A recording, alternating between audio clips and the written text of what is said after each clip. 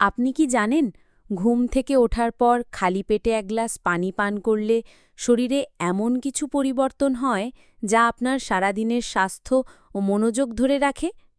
আজ জানাবো খালি পেটে পানি খাওয়ার ৬টি অসাধারণ উপকারিতা। প্রথমত, পানি শরীরের টক্সিন বের করে দেয়। সারা রাত ঘুমের সময় শরীরে জমে থাকা ক্ষতিকর উপাদান এক গ্লাস পানি দিয়ে বের হয়ে যায়, ফলে কিডনি ও লিভার সুস্থ থাকে।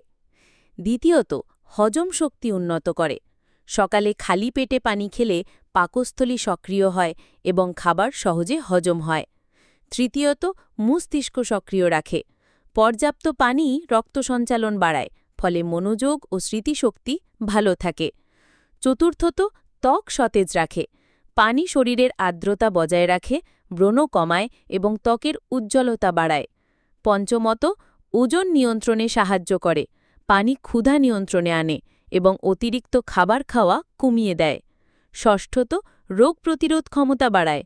পানি শরীরের বিপাক ক্রিয়া সচল রাখে, ফলে অসুস্থ হওয়ার ঝুঁকি কমে।